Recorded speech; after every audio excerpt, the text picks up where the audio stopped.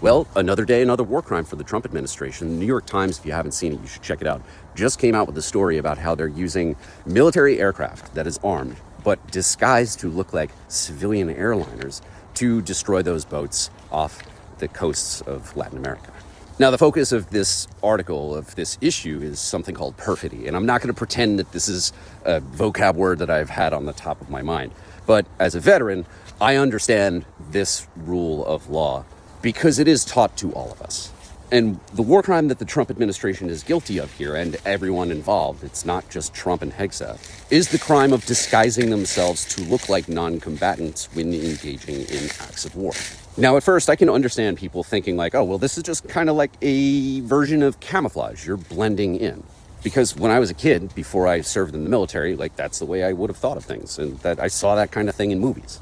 But the idea of disguising yourself as a civilian, or the vehicle that you're in as a civilian vehicle, is a war crime because it violates the rules of honor in combat.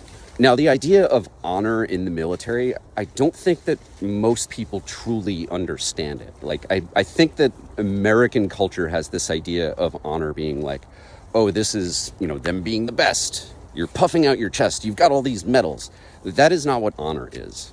The military code of honor, the most important aspect of it, and all of the things that we do to stand up a code of honor in the military, is really about keeping civilians safe and making sure that any violence that is on the battlefield is between combatants. Now, here's an example, a very common example of perfidy. When I was in Iraq in 2005, it was never clear who the enemy was because they didn't wear uniforms. They very deliberately disguised themselves as civilians, and they would do this by loading artillery rounds that were wired together into a civilian vehicle and driving up to a checkpoint.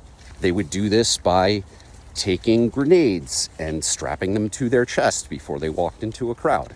And we, the uniformed combatants, did not know who had a bomb and who did not.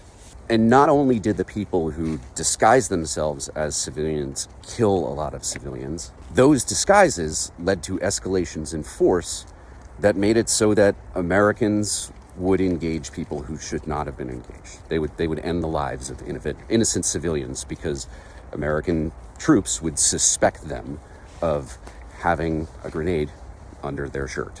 So when the Trump administration is flying armed planes around the Western Hemisphere that look like any other civilian airline, it becomes much more likely that when you are on your vacation to, Brazil, that you're going to be engaged. Because the Trump administration right now is very explicitly, like Marco Rubio, Lindsey Graham, Senator Lindsey Graham, Stephen Miller, Donald Trump, like they are naming lists of countries that do have real military capabilities. So what the Trump administration is doing right now has the potential to cause a miscalculation from, say, Colombia or Cuba that could result in the deaths of 300 or 400 Americans who are just trying to go on vacation. There are a lot of really good reasons that the United States military doesn't fight like ISIS or Al-Qaeda. And it's not because military honor is about medals or ceremonies or fancy uniforms. It's because military honor is about keeping civilians safe.